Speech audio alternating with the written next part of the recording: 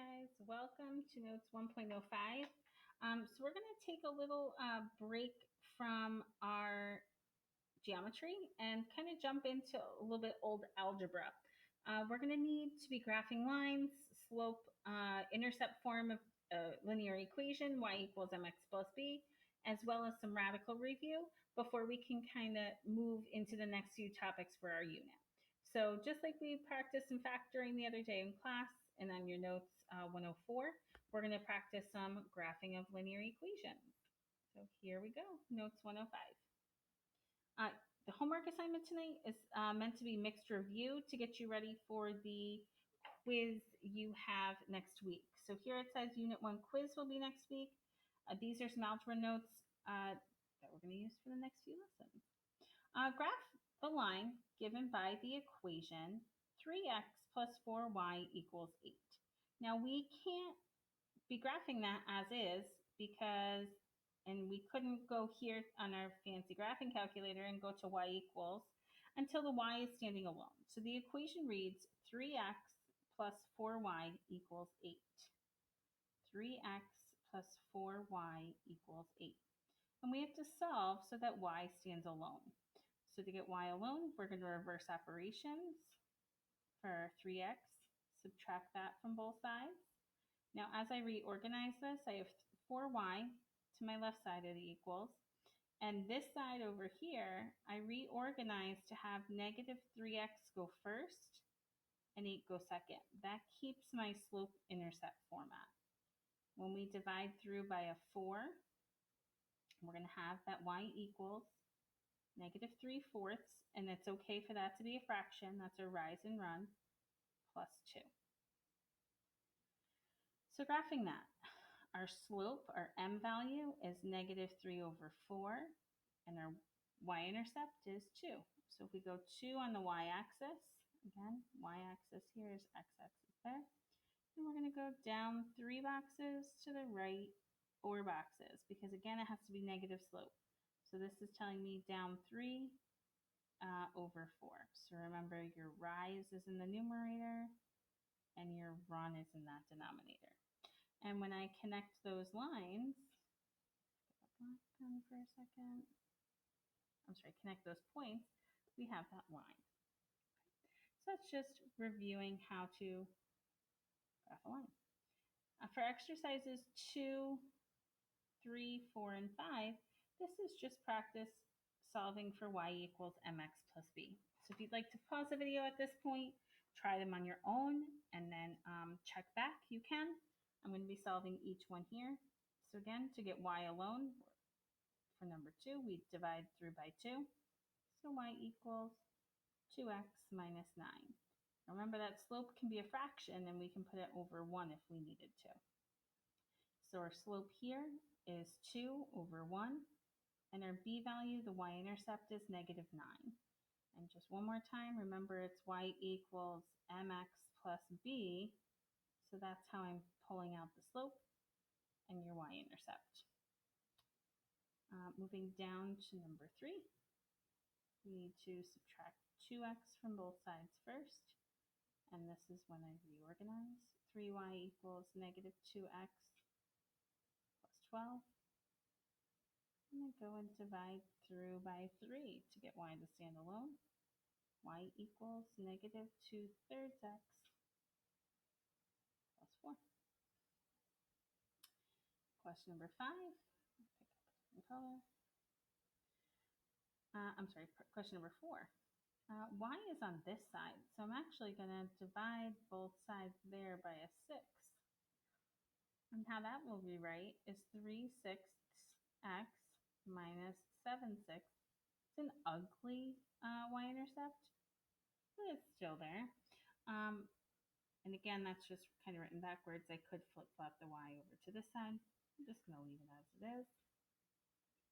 And the last one, we need to add 3x to both sides. Negative y drops down. I didn't mean to have that little dot there. Equals 3x plus 1. So again, I moved the 1 to the end. Then we get to divide by negative 1 throughout. So y equals negative 3x minus 1. So therefore, our slope here would be negative 3. Our y-intercept is negative 1. And I did forget to do that for the last two. Here, the slope would be 3 halves, or 3/6 or 1/2. You don't have to reduce it. The y-intercept was negative 7 over 6. And for number 3, our slope was negative 2/3. And the y-intercept was 4. So they did ask us to identify each of those. If I just I'm not going to highlight. All right. Moving on to number 6. So those functions all had a y equals. Remember, we can name functions with function notation. So graph each function on the set of axes below. So the first one here says f of x equals 2x plus 5. So that means our slope is 2 over 1 and our y-intercept is 5. So we're going to start up 5.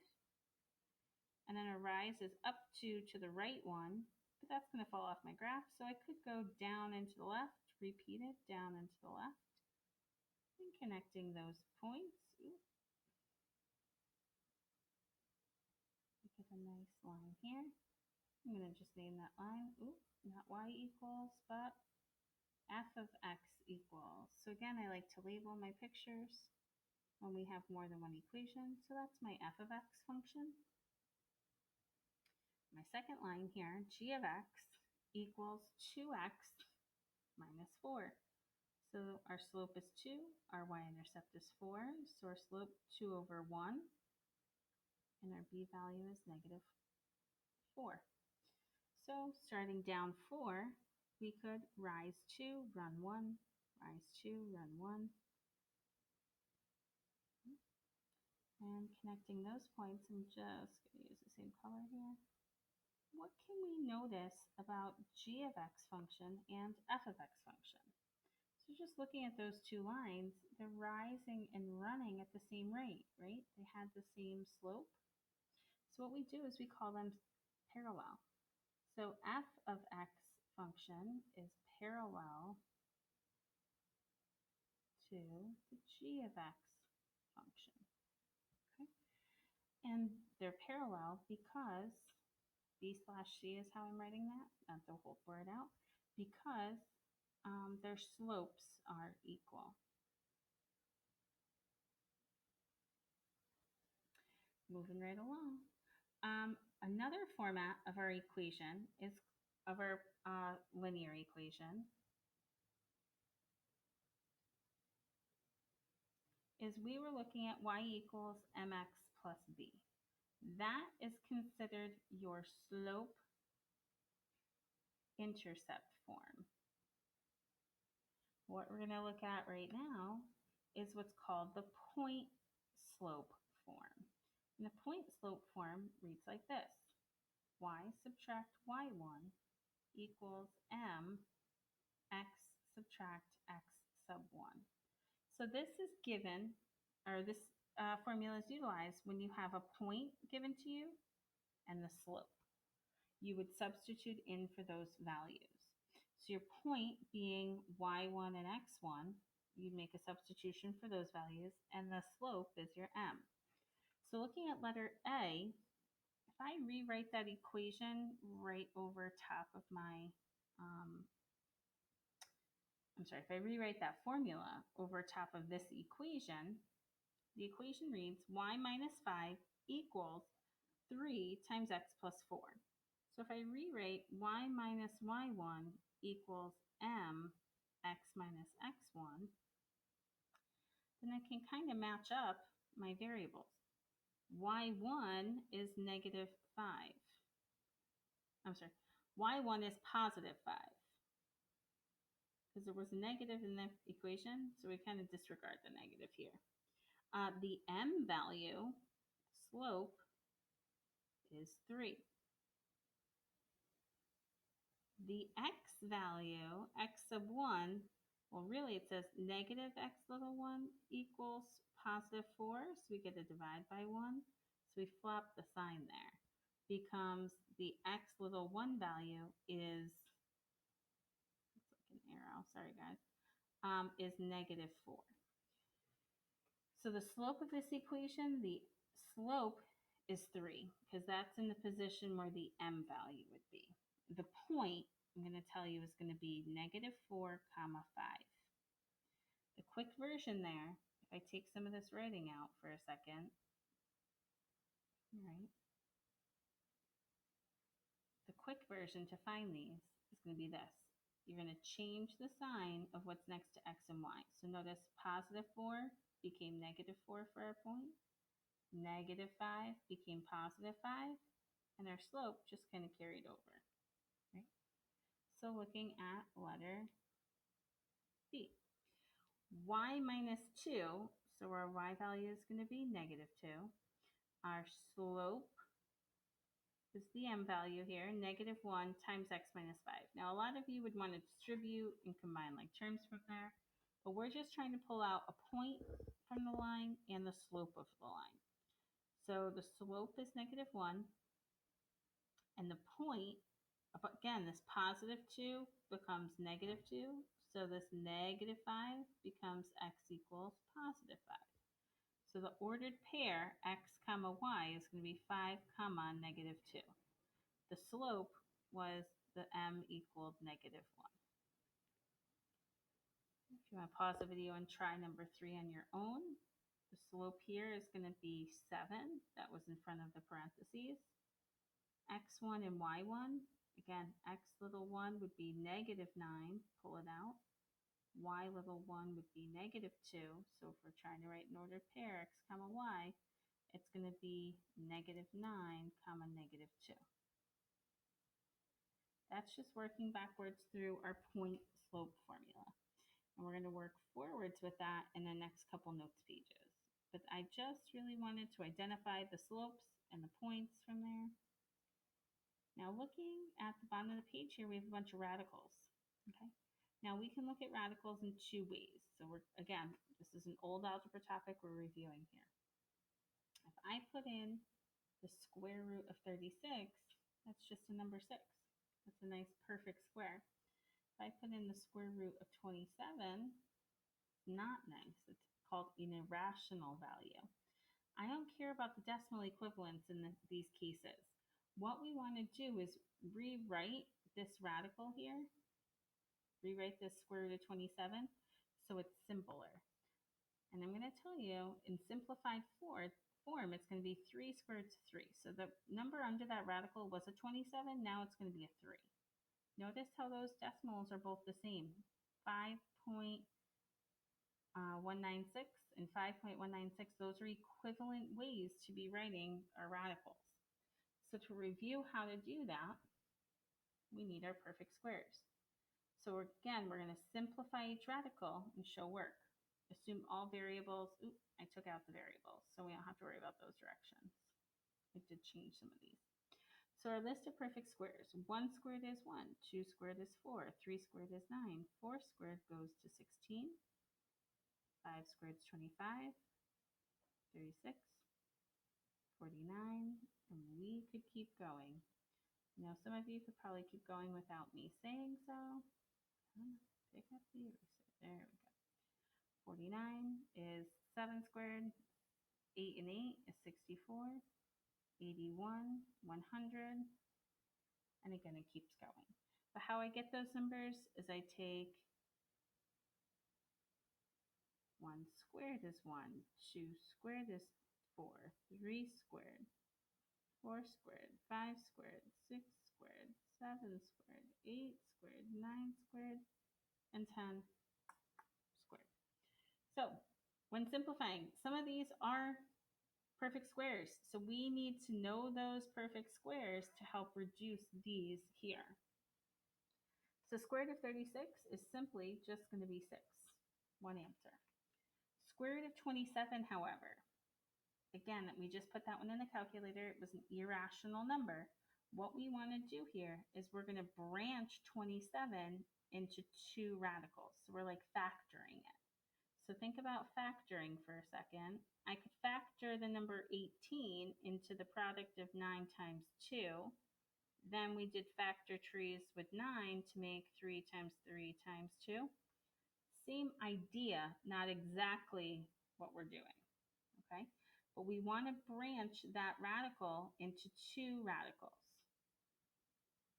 This first one here must be the largest perfect square that divides into the number.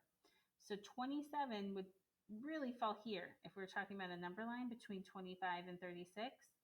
So we're going to move down from there. Does 25 go divide evenly into 27? So again, we're thinking division right now. 27 divided by 25 doesn't go in evenly.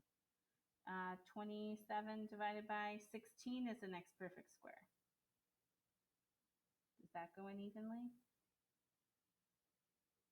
27 divided by 16 doesn't go in evenly. 27 divided by 9 goes in 3 times, right? Type it in here. Can be a little tricky. Yeah, so 9 and 3 are perfect squares. So we're going to put a 9 in the first and a 3 in the second. So again, the largest perfect square always goes in that first radical. The reason being, the square root of 9 on the next line down here becomes just a 3 by itself. Because again, if I type in the square root of 9, square root of 9, I just get the number 3. There's no more radical symbol. So square root of 9 is 3. Again, these are being multiplied. And square root of 3 doesn't reduce anymore, so we just bring it down times the square root of 3. And that's what I was saying up in the last couple lines there, that 3 square roots of 3 and the square root of 27 give you those same decimals, the 5.196 and 5.196. So we know that those are equivalent. Right? Square root of 20. We're going to branch into two radicals. Okay? The first one has to be a perfect square. So one of the numbers from this list, 1, 4, 9, 16, or 25, which one of those divides nicely into 20? It's going to be 4. 4 goes into 20 5 times. So we're finding a nice little set of factors. And then when we simplify from there, the first radical, square root of 4, becomes 2. 5 can't be any smaller. So 2 square roots of 5. And to test that my answer is right, again, we're taking the square root of 20, which is this funky decimal, 4.472, and we're making it smaller. So that if I put in 2 times the square root of 5, those two answers are equivalent. So it's just rewriting it in a smaller format. So 20 made it down to a 5. 72. Now this is where sometimes our little y equals trick helps. So 72 divided by x is our next number here. We want to know, if we go to second graph, what set of factors gives me a perfect square? Well, I see a perfect square here, 36. So I like you to go down the y column to find your perfect squares if you're trying to decide what multiplies to 72, because we're going to break this into 36 goes in 2 times. Some of you would have used 9 and 8 because 9 is a perfect square, but it's not your largest perfect square.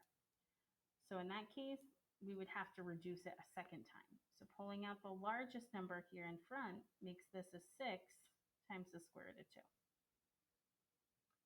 Square root of 18, we would branch into two radicals. 9 and 2 would become 3 square roots of 2.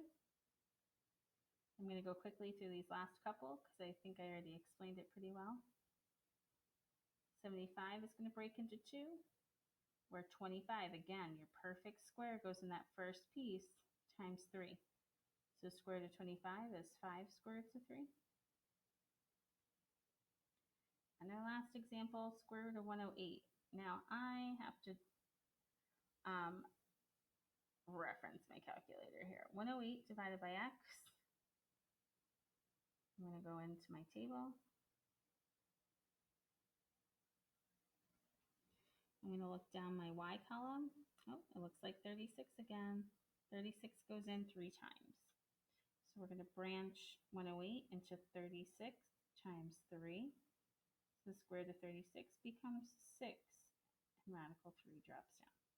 So that's how we reduce radicals. We're going to have some more practice with that in the next few notes pages.